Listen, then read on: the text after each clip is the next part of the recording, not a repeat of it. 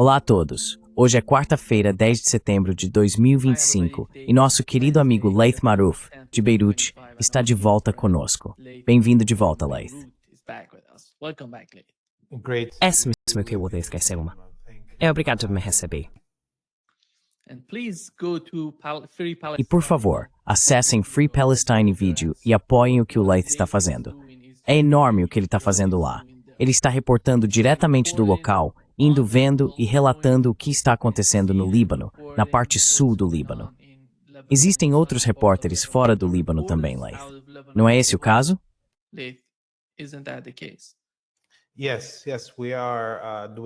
Sim, sim. Estamos trabalhando em todo o Líbano e tínhamos uma equipe na Cisjordânia. Tivemos que interromper a produção por um tempo porque a vida de todos estava se tornando perigosa demais. É ainda mais perigoso do que produzir aqui. Então estamos tentando encontrar uma maneira de produzir conteúdo da Cisjordânia novamente, sem colocar a vida de todos em risco lá.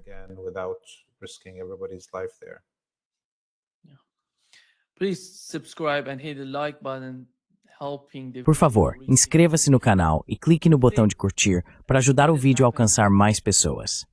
Laith, o que aconteceu com o ataque israelense ao Catar foi algo que ninguém esperava.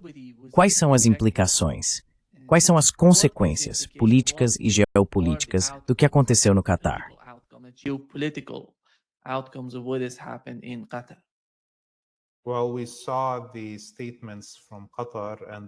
Bem, vimos as declarações do Catar, depois da Arábia Saudita e depois da Jordânia, todos países sobre os quais os jatos israelenses tiveram que voar para atacar o Catar. Todos eles condenando isso e dizendo que algo precisa ser feito. Mas lembre-se, com certeza, as defesas aéreas da Jordânia, as defesas aéreas do Reino Saudita e do Catar viram esses jatos chegando. Os Estados Unidos também têm uma de suas maiores instalações de radar do planeta no sul da Palestina, no deserto de Naqab. Portanto, o movimento desses jatos foi rastreado o tempo todo. Então, para o Catar fingir que não sabia que esse ataque estava acontecendo, ou os sauditas, ou os jordanianos, ou até mesmo os Estados Unidos alegarem que não sabiam que esse ataque estava acontecendo, não é crível.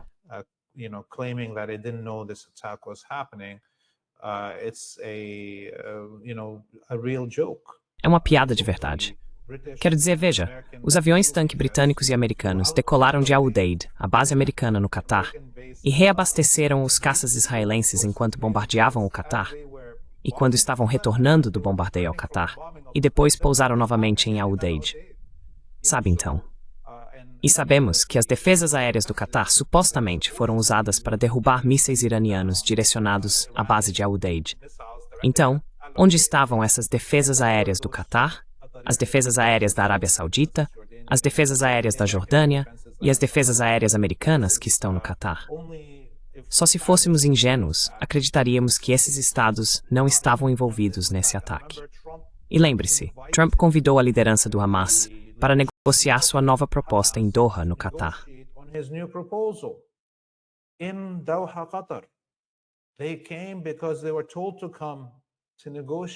Eles vieram porque foram chamados para negociar um cessar-fogo. E o que acontece? Supostamente, Israel ataca sem avisar ninguém. Quero dizer, vamos lá. Para mim isso tudo é encenação. Mas o que isso nos mostra é que, por um lado, significa que a liderança da resistência palestina em Gaza ainda não se rendeu nem traiu sua causa. E é por isso que, toda vez que surge uma liderança do Hamas ou de outros grupos como a Jihad Islâmica Palestina e outros que fazem parte desse bloco e são assassinados, surge uma nova liderança e o resultado é o mesmo. Então isso nos diz, isso significa que a liderança do Hamas não ia se render. Os Estados Unidos queriam tirá-los do caminho.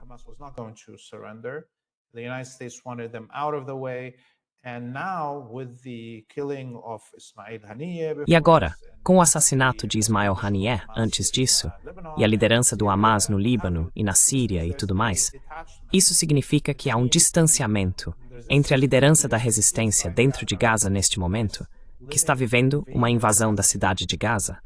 Agora há uma desconexão entre o que está acontecendo fora, no mundo, e o que está acontecendo no terreno. E isso significa que os americanos e os israelenses decidiram que querem lutar até o fim. E haverá apenas um vencedor nisso. não haverá fim para o genocídio que estamos assistindo agora em Gaza, exceto pela morte total dos palestinos ou pela retirada do Ocidente. E essa é uma escolha que foi feita por Trump e pelos israelenses.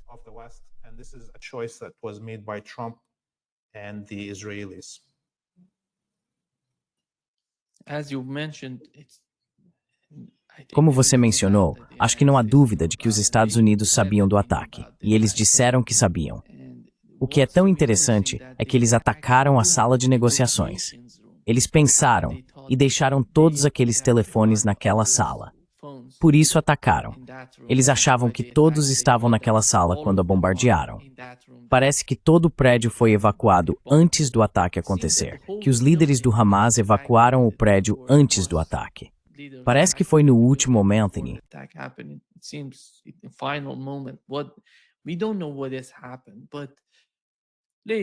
Nós não sabemos o que aconteceu, mas Laith, o embaixador de Israel nos Estados Unidos, e não tivemos apenas ele na Fox News, tivemos também Naftali Bennett.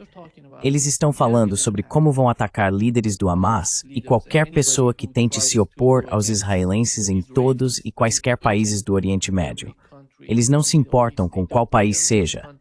Qual é essa mensagem, na sua opinião, para as pessoas da região que estavam apoiando, cooperando ou facilitando o processo que os Estados Unidos estão por trás e tentando implementar de acordo com sua agenda?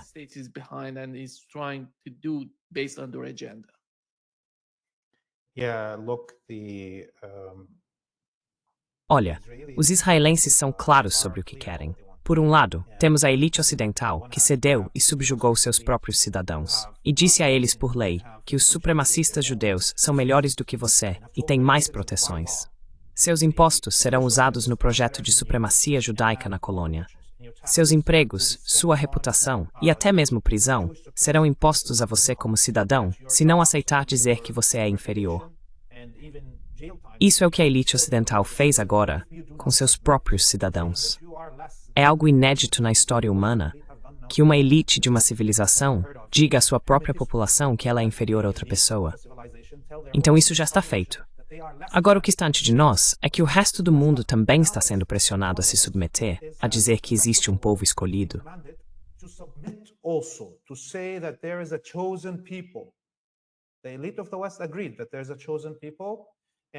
A elite do Ocidente concordou que existe um povo escolhido e que esse povo escolhido tem o direito de cometer genocídio, matar, roubar, saquear e estuprar ao vivo na televisão.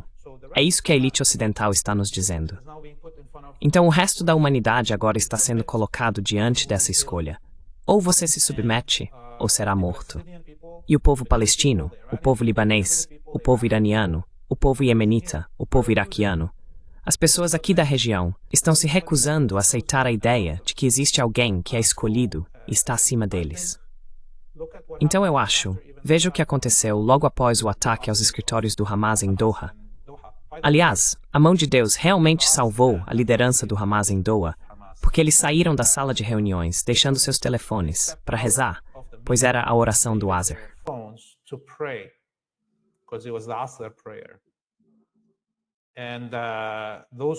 E aqueles que permaneceram na sala eram seus assistentes e guardas, que foram mortos. Então, após esse assassinato, apenas algumas horas depois, os israelenses atacaram a sede de um dos maiores jornais de Sanaa, no Iêmen, matando e ferindo dezenas de jornalistas em plena luz do dia. Agora eles estão nos dizendo que podem matar jornalistas onde quiserem e que podem matar qualquer um que os enfrente, em qualquer lugar, até que alguém os impeça. E está claro para mim, pelo menos, que as monarquias que governam o mundo árabe, que foram instaladas pelos franceses e ingleses e protegidas pelos americanos desde sua existência, não vão reagir. Mas sim, isso é inédito, porque é a primeira vez que os israelenses atacam qualquer um desses estados do Golfo em 80 anos de conflito árabe-sionista.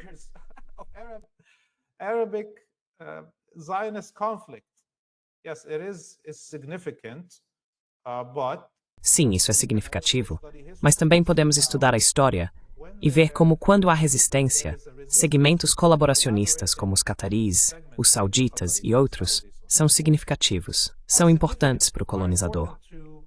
Mas, uma vez que a resistência está fraca e derrotada em sua mente, Como na situação dos sionistas pensando agora, bem, eles podem cometer genocídio contra todos os palestinos e ninguém vai impedi-los. Eles podem fazer isso na Síria e no Líbano se quiserem também, e ninguém vai impedi-los. É nisso que eles passaram a acreditar. Não há mais utilidade para o colaborador, o agente, o capataz. Você se livra dele, porque o colonizador nem sequer respeita o colaborador.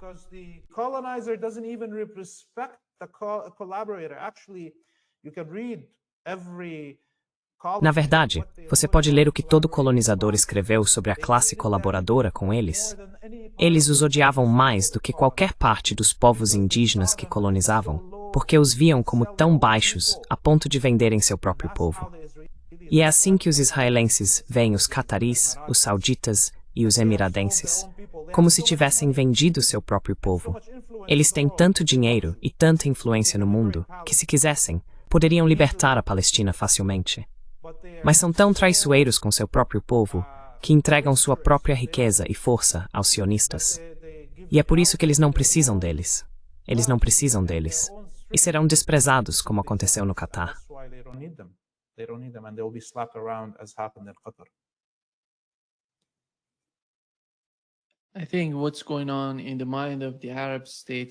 Acho que o que se passa na mente dos Estados Árabes é muito importante. Então vamos colocar da seguinte forma. Se amanhã Israel atacar a Arábia Saudita, os Emirados Árabes Unidos, o Bahrein, você escolhe o que eles podem fazer. Como eles responderiam? Qual é a política deles em resposta, em termos de atitude diante do que aconteceu, caso algo assim ocorra? Eis a questão. Isso vai convencê-los de que a resistência é a única razão, a única barreira, o único obstáculo contra Israel e o que eles buscam na região.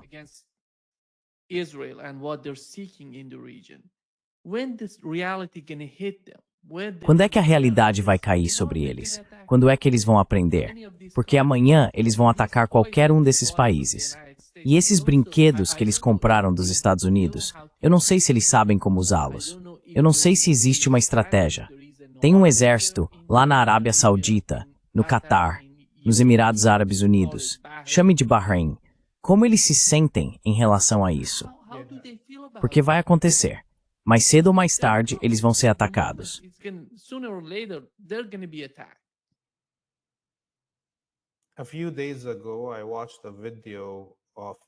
Alguns dias, assisti a um vídeo de um comboio de milícias armadas sauditas atravessando a Jordânia em direção ao sul da Síria para bloquear Sueida e fornecer ajuda militar ao governo de Al-Julani. Então essas milícias saíram da Arábia Saudita, passaram pela Jordânia até a Síria. A Palestina estava no caminho, certo? Mas para onde vão esses milicianos? Eles vão ajudar na subjugação do povo sírio. E a classe dominante desses países, que foi criada pelo Ocidente, sabe qual é o seu papel. Então não, eu não acho. Eu acho, veja, essa elite será tão disposta quanto Hosni Mubarak, do Egito, ou Zine El Abidine Ben Ali, da Tunísia, que foram ambos servos domésticos, vassalos do Ocidente.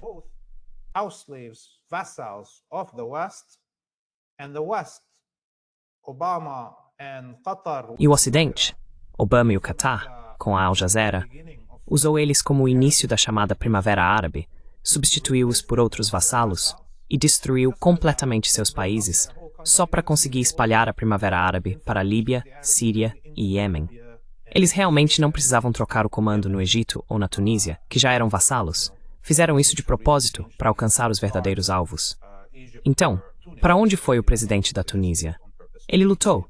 Quando chegou a hora, e o Ocidente, seu próprio mestre, ia tirá-lo e colocar outro capanga em seu lugar, só para fingir que havia algum movimento democrático acontecendo no mundo árabe.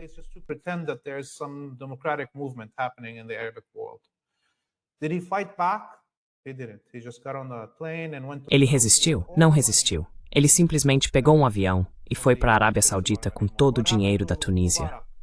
E ninguém se importa mais com ele. O que aconteceu com Mubarak? Ele resistiu? Não resistiu. Novamente, ele pôde sair com seu dinheiro e tudo mais. E essa família Saud, a família Nahyan e os Hashemitas, quando chegar a hora, quando o israelense disser "Ei, vou terminar o trabalho do grande Israel", eles simplesmente vão pegar suas malas de dinheiro e ir para alguma capital estrangeira que já está preparada para eles.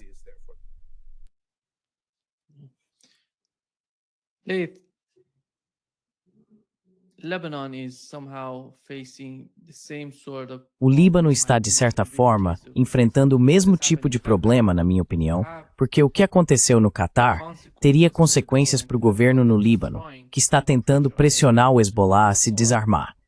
Então, sem o Hezbollah, sem o seu poder militar, poder político, como eles vão responder a Israel se Israel atacar novamente na parte sul do Líbano? Que tipo de garantias eles estão tentando colocar na mesa? Que tipo de argumentos eles estão apresentando para suas justificativas?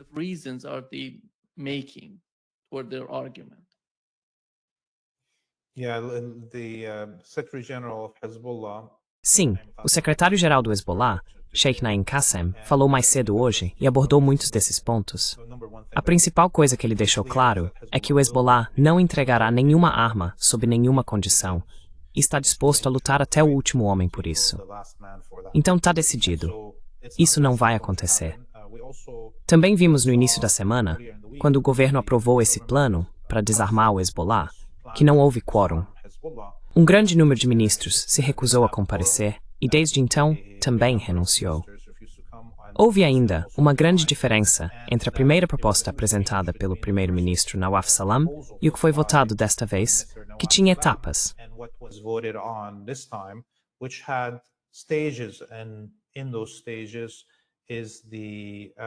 E nessas etapas está a aceitação e criação de uma estratégia de defesa nacional, ou seja, construir e criar um exército capaz de defender o país.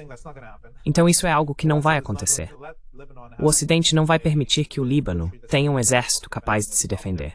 Portanto, não haverá desarmamento do Hezbollah. Outra coisa que o Sheikh Naim Qassem disse em seu discurso, e isso foi direcionado, acredito, ao governo do Líbano e à população libanesa, é que Lindsey Graham, quando esteve aqui em Beirute, disse: "Não me pergunte sobre o que Israel vai fazer ou deixar de fazer, até que vocês desarmem o Hezbollah.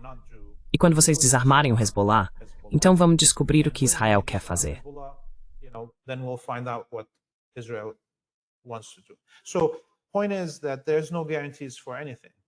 Então, a questão é que não há garantias para nada, certo?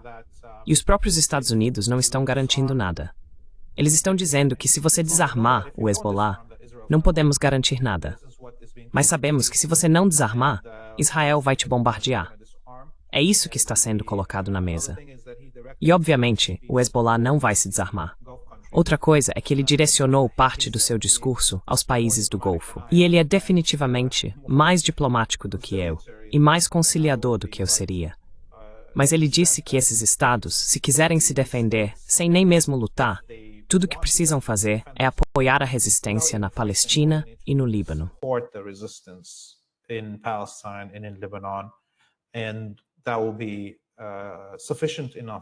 E isso será suficiente para libertar a Palestina. Apenas apoiar aqueles que estão resistindo. E se não puderem fazer isso, ou lançar suas próprias ações de defesa, então pelo menos não traiam a resistência.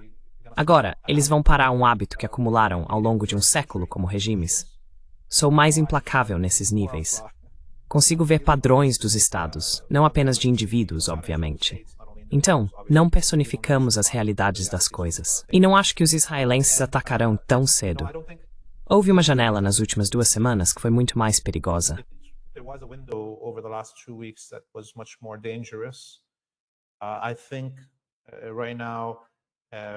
Acho que neste momento, considerando que já foram feitas pesquisas com a população libanesa, várias delas, inclusive algumas conduzidas por think tanks imperialistas, que mostram que 96% dos xiitas no Líbano são contra o desarmamento, 60% dos sunitas são contra o desarmamento e 48% dos cristãos são contra o desarmamento do Hezbollah. Então, temos uma maioria clara no país, mais de 65% da população, contra o desarmamento. Essa é uma posição que atravessa as seitas. E qualquer um que queira conspirar contra o Hezbollah, agora não tem o apoio das ruas. Os Estados Unidos, se quiserem o Hezbollah desarmado, ou se os sionistas quiserem isso, vão ter que lutar por isso eles mesmos.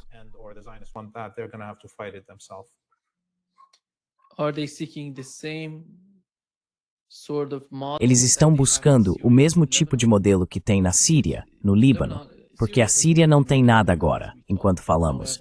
Nenhum sistema de defesa aérea, nenhum exército, nada.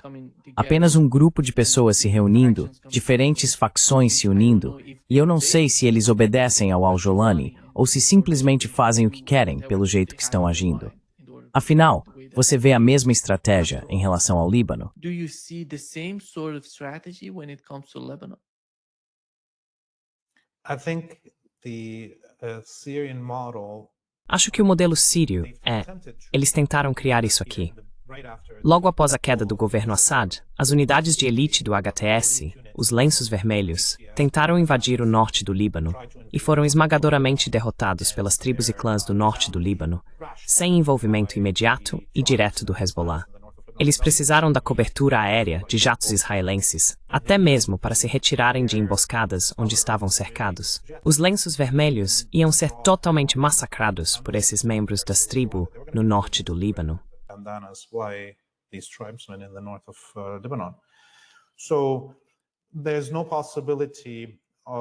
Então, não há possibilidade de usar esses esquadrões da morte wahhabitas para invadir o Líbano neste momento. Eles estão ocupados demais dentro da Síria, e o país nem sequer está sob controle de ninguém. Pode-se argumentar que eles estão até um pouco mais pobres do que antes de tentar tomar Damasco. Então não acho que estejam prontos para lutar por isso. Os israelenses até agora têm seguido esse padrão de bombardeios aéreos constantes, apenas para não permitir que o país, o Líbano, tenha um momento de descanso. Isso faz parte da guerra psicológica, para fazer as pessoas se sentirem frustradas com a falta de mudanças. Já se passaram 9 meses desde que o cessar-fogo entrou em vigor.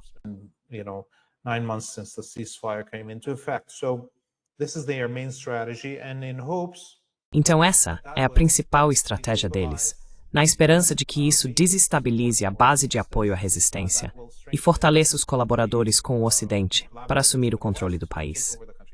Essa era toda a estratégia deles, e não funcionou. Quanto mais tempo isso leva, mais rápido ocorre a reconstrução no país, ou mais rápido o Hezbollah consegue reconstruir suas armas e estruturas.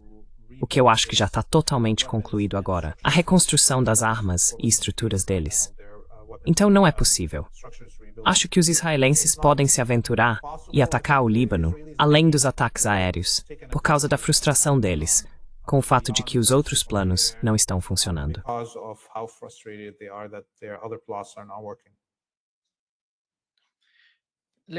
Laith, aqui está o que o embaixador de Israel nos Estados Unidos disse após o ataque.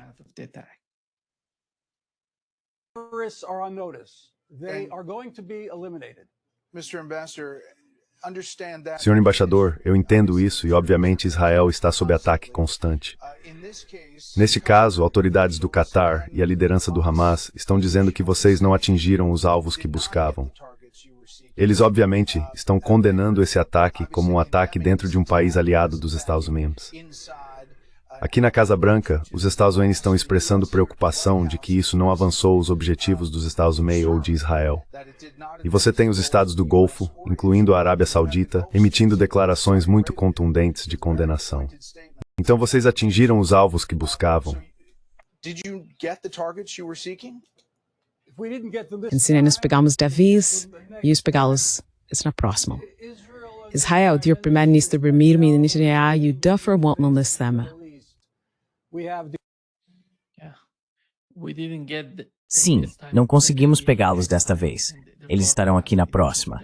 E eles estão falando sobre isso. Vão atacar de novo, para matar, para assassinar os líderes do Hamas. Mas o que ele disse me surpreende de certa forma, que Israel mudou a cara do Oriente Médio. Você vê, apesar desse genocídio e da fome acontecendo em Gaza, você vê Israel vencendo estrategicamente ou militarmente, mesmo no caso de Gaza. Eles não conseguiram derrotar o Hezbollah. Não conseguiram derrotar o Hamas. Foram derrotados sul do Líbano em terra. On the ground. And I don't see what's happening in Syria. E eu não vejo como o que está acontecendo na Síria beneficiaria eles a longo prazo. Porque podemos argumentar que Erdogan é falso e que o governo da Turquia não está agindo da forma como argumenta. Eles condenam Israel, mas não estão fazendo o seu papel de pressionar Israel. Mas não há nada de bom acontecendo entre os dois países na Síria. Vamos colocar dessa forma. E no caso do Irã, no caso do Iêmen, eles atacaram e mataram pessoas em ambos os países, pessoas importantes. Mas então, qual é o ganho estratégico? So what's the gain strategically for Israel? Well, again, the only thing that they see is Bem, novamente, a única coisa que eles veem é que estão realmente estabelecendo a norma e que ninguém os está impedindo.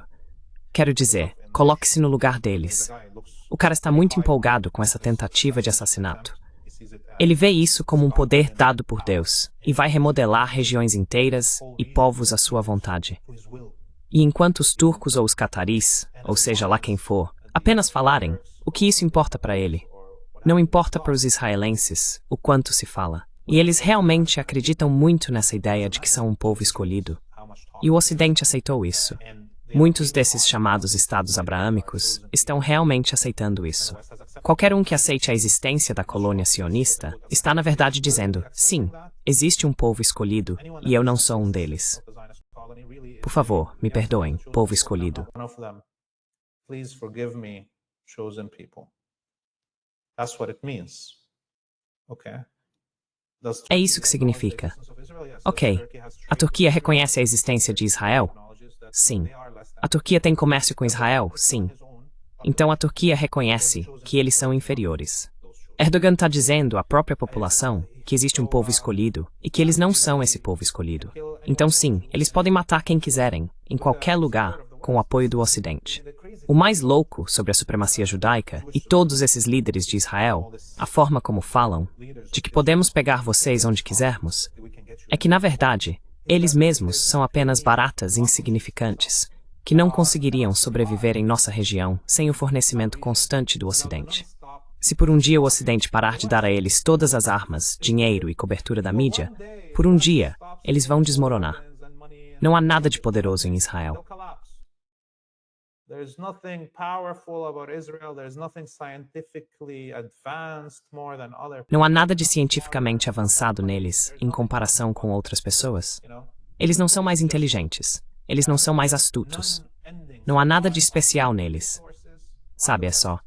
Eles têm um suprimento interminável de recursos vindos do Ocidente, dados a eles às custas da população ocidental, para alcançar objetivos que o Ocidente não tem tempo de perseguir.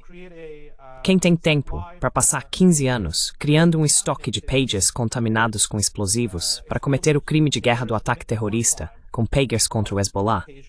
Nem mesmo os Estados Unidos têm tempo para desperdiçar 15 anos montando uma cadeia de produção dessas só para atingir o Hezbollah. Isso mostra como o dinheiro e o apoio do Ocidente são realmente ilimitados. Então Israel deixaria de existir se o Ocidente parasse de apoiá-lo por um único dia. Stops its support for one day. I think as time goes by, Acho que, com o passar do tempo, olhando para Israel, Laith, para ser honesto, hoje e o que era antes de 7 de outubro de 2023, muitas pessoas achavam que Israel era de alguma forma tão avançado, que seu exército era tão capaz, que eles eram tão poderosos. Mas tudo está desmoronando. Tudo está colapsando diante dos nossos olhos. Essa é a realidade do que está acontecendo em Israel. E a economia deles, como você mencionou, não está indo bem sem a ajuda que vem dos Estados Unidos. Essa é a realidade que eles estão enfrentando no Oriente Médio. Mesmo aquelas pessoas que você mencionou nos Estados Árabes não podem ignorar a realidade do que está acontecendo em Israel. A Turquia sabe disso. Os Emirados Árabes Unidos sabem disso. O Irã sabe o que está acontecendo. UAE knows that. Iran knows what's going on.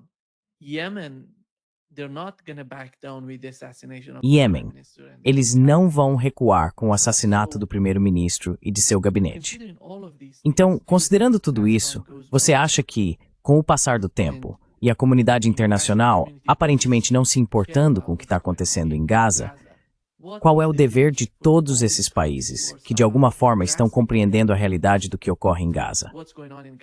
Porque sejamos honestos, tudo o que está acontecendo na região está totalmente conectado com o que se passa em Gaza, na Palestina, na Cisjordânia. Eles nem sequer permitem que Mahmoud Abbas, que está totalmente sob seu controle, vá às Nações Unidas. Então, tem que haver algum tipo de alternativa. Qual é a mentalidade da resistência diante disso? The mindset of resistance considering that? Well, I think Yemen is definitely doing a great job. Acho que o Iêmen está definitivamente fazendo um ótimo trabalho ao mostrar como o resto do mundo pode resistir, mesmo com recursos tão limitados como os que o país possui. Vimos, na última semana, vários ataques ao aeroporto Ramon, documentados até mesmo pelos celulares das pessoas no aeroporto, enquanto mísseis e drones chegavam. Eles atingiram o aeroporto Ben Gurion. Eles atingiram escritórios militares em Jerusalém e Tel Aviv, com mísseis hipersônicos que possuem ogivas múltiplas, ogivas fragmentadas múltiplas. Então você vê, o Iêmen está fazendo um ótimo trabalho. E é por isso que os israelenses estão sendo realmente cruéis. Veja como atacaram o Iêmen, hoje, em redações de jornais em Sanaa, matando dezenas de jornalistas e ferindo muitos outros. Journalists and injuring many. This is how Israel responds. É assim que Israel responde às capacidades do Iêmen. E se a resistência aqui continuar como está, não sei por quanto tempo os Estados e o Ocidente conseguirão sustentar isso. Mas veja, todos ao redor do mundo precisam entender que sua vida neste momento, seja você americano, europeu, canadense ou brasileiro, não vale nada, tão pouco quanto a vida palestina. É isso que os israelenses dizem, e o que a elite ocidental estabeleceu como padrão. Não existe mais direito internacional. Não existem direitos humanos. Não existem direitos do jornalismo. Não existem direitos médicos. Não existem direitos, ponto final. Direitos das crianças. Direitos das mulheres. Nada disso existe. É a lei da selva. And it's a law of the jungle. So então, aqueles que estão assistindo de qualquer lugar do mundo precisam agir não apenas para acabar com o genocídio em Gaza, mas também para se protegerem do genocídio que pode chegar até eles. É isso que está acontecendo. A realidade é que neste momento a vida não tem valor. Não há proteção para a vida, certo? E na verdade, a elite do Ocidente está nos dizendo que a vida é o problema, sabe? Populações, precisamos reduzi-las. Consumo, precisamos parar. Casamento e família, precisamos acabar com isso. O que as pessoas precisam fazer é quanto que os estados precisam fazer. Rússia e China poderiam fazer muito, muito mais, obviamente. E o peso que a China tem economicamente agora pode ser usado.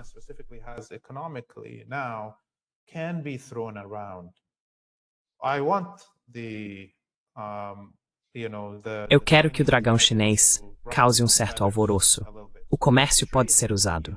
Esses novos blocos emergentes, seja o BRICS ou a Organização de Segurança na Ásia, deveriam realmente se posicionar de forma mais contundente, usando seu poder comercial, usando seu poder militar para ajudar a acabar com esse genocídio.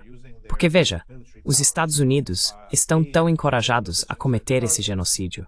Os Estados Unidos são quem está cometendo isso em Gaza, porque na verdade não existiria Israel sem os Estados Unidos. Eles estão tão encorajados que mudaram o nome do seu Ministério da Defesa de Departamento de Defesa para Departamento de Guerra.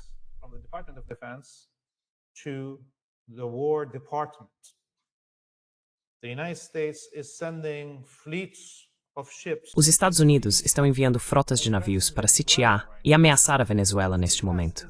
Ou seja, os Estados Unidos agora estão tão ousados que estão nos dizendo abertamente que voltaram ao seu traje imperial completo. Enquanto Israel está cometendo genocídio abertamente, os Estados Unidos também vão tornar a América grande novamente, cometendo seus próprios genocídios. E se China e Rússia continuarem não levando a situação na Ásia Ocidental tão a sério quanto deveriam, será tarde demais. A Venezuela terá desaparecido. Cuba, quem sabe, será a próxima. A Bolívia já caiu nas mãos dos neoliberais. Quantos países restarão se China e Rússia não agirem de forma mais contundente? China and Russia don't move more forcefully. Yeah, actually, I totally agree with you that the only alternative. Na verdade, eu concordo totalmente com você que a única alternativa, porque os Estados Unidos não vão fazer nada. Basicamente, tivemos o governo Joe Biden, agora o governo Trump. Nada vai sair desses governos nos Estados Unidos. A única oportunidade, a única alternativa seria Rússia e China. E talvez a Turquia deixar de tomar essas decisões estúpidas e agir de forma mais racional ajudaria todo o processo, junto com o Irã. Porque, para ser honesto, não vejo nada vindo dos Estados Árabes, Arábia Saudita, Emirados Árabes Unidos, Bahrein. Não estou falando do povo.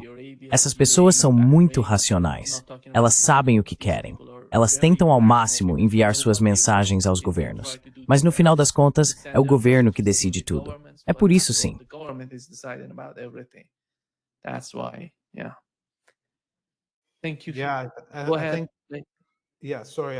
Obrigado.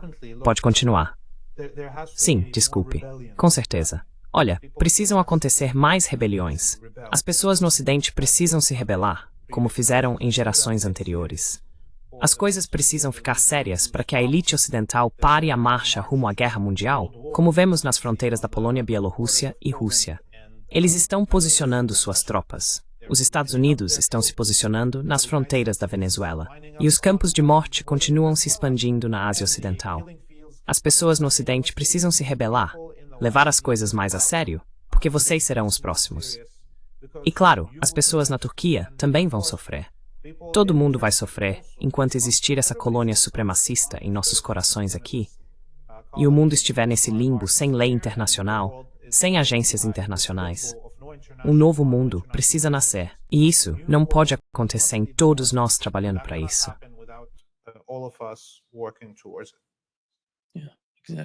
Sim, exatamente. Muito obrigado, Laith, por estar conosco hoje. É sempre um grande prazer. Até breve. See you soon. Bye-bye. Ciao.